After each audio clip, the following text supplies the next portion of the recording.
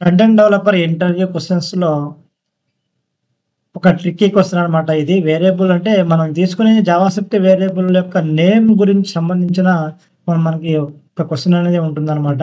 అంటే వాలిడా? ఇన్‌వాలిడా? అని చెప్పేసి. నేమ్ అనేది మనము ఎలా ఇవ్వాలి? ఒక్కొక్కసారి మనకి క్యారెక్టర్స్‌తో మనకి క్యారెక్టర్ ప్లస్ నంబర్ ఇచ్చేసి అది కన్సోల్ చేయమంటారు. ఒక్కొక్కసారి ఏం చేస్తారంటే మనకి నంబర్ విత్ క్యారెక్టర్ ఇచ్చేసి మనకి ఇక్కడ కన్సోల్ చేయమంటం జరుగుతుందనమాట. అయితే ఇక్కడ మనము ఫస్ట్ లెట్ A10 అని చెప్పేసి తీసుకున్నాము ఒక వేరియబుల్.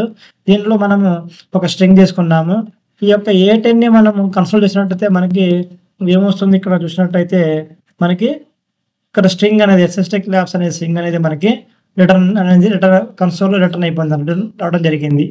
అయితే మనకు ఒక్కోసారి ఏం చేస్తారంటే 8 కాకుండా మనకి 10A అని చెప్పేసి ఇక్కడ ఇవ్వటం జరుగుతుంది వేరియబుల్ నేమ్. 10A ఇవ్వటం వల్ల ఏమైందంటే ఆటోమేటిక్‌గా ఇక్కడ ఏం చూపిస్తుంది? An identifier keyword cannot immediately follow a numeric letter అని చెప్పేసి ఇక్కడ ఇవ్వడం జరిగిందనమాట ఎర్రర్. అంటే దీన్ని మనం ఒకవేళ కన్సోల్ చేసినట్టయితే ఇక్కడ ఆల్రెడీ ఎర్రర్ చూపిస్తుంది మనకి ఇక్కడ రెడ్ కలర్ లోపల. మనం దీన్ని ఒకవేళ మనం దీన్ని కన్సోల్ చేసినట్టయితే మనకేమొస్తుందంటే ఎర్రర్ ఇక్కడ చూడండి.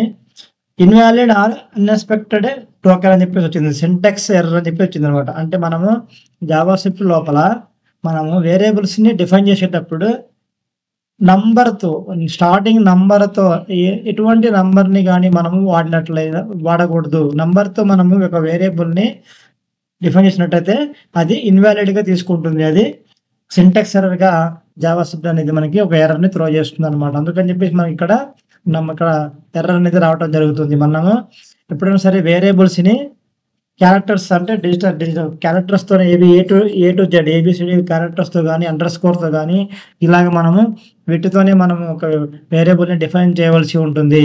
నంబర్స్‌తో మనము వేరియబుల్‌ని డిఫైన్ చేయడము కుదరదనమాట.